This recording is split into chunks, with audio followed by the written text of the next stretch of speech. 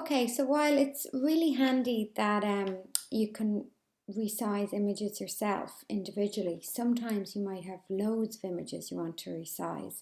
And in Photoshop, there's a clever tool called batch resizing where we can basically do something once and we can tell Photoshop to record what we're doing. It's called actions, and it will record what we did, and then we can tell it to do it to another folder. So if I have a folder with 100 images, I can record myself resizing one image, and then I can say now do that to all these images. The one thing I always do when I'm going to do a batch action is I copy the folder that I'm of my images, because sometimes things can go wrong when I do a batch action. So I never want to work with my original images. I always make a copy and then I work with the copy images. Okay, so if something goes wrong, I can go back to my full size images. So I wanted to make a GIF, okay, and I have these 9 images in this folder that I want to use, and instead of resizing the 9 individually, I want to do a batch action to resize the 9 of them now. But the first thing I'm going to do is I'm going to copy this folder, make a copy of it. So if I control click, I should be able to copy my folder now. Copy images for GIF folder. And then if I click on my desktop and say control click, I should be able to paste it here. And then you'll see that I have images for GIF, but then I have images for GIF too, and that's my copy. And if I click on it and press enter, I can type, and I'm just going to say resize, okay?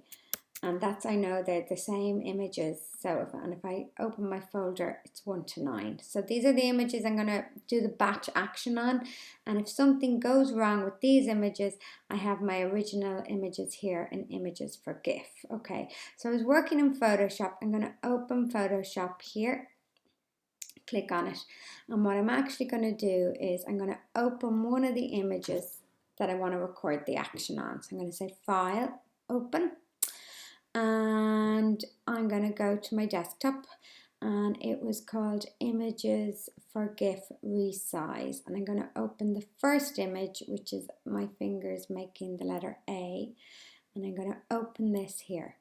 Okay, so then I'm going to go to my actions panel, which is here, and if it wasn't open, if I say window actions, I can get it up. So if I click it now, it's gone. And if I click it again, whatever, there's a little arrow beside layers, application form, options, tools, they're all up.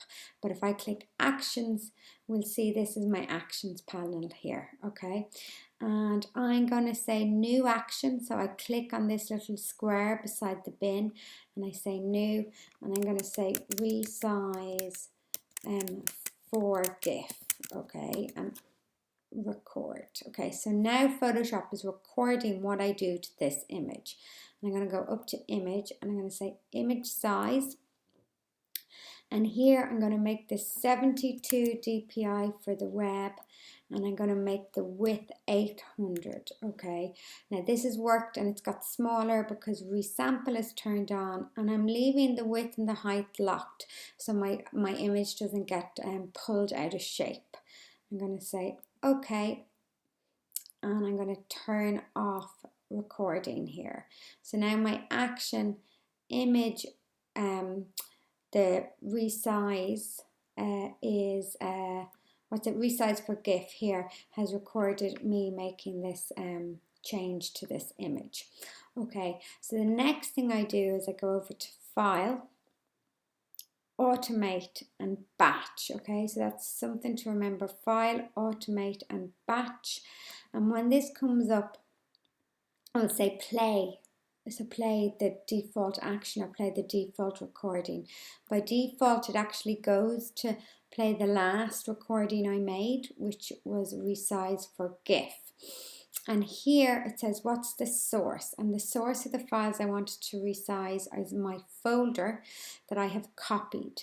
Okay, so it is on my desktop and it is images for GIF resize, and I'm telling I want to take all the images in that folder and resize them, and the destination is going to be that folder again, so I don't need it to save it anywhere else. I'm just telling it I want it to save and close those images, and I'm going to press OK, and now we should see that Photoshop is opening and closing my images. Now sometimes this dialog box came up, I'm not sure why. Just press OK, and it's going to keep saving them.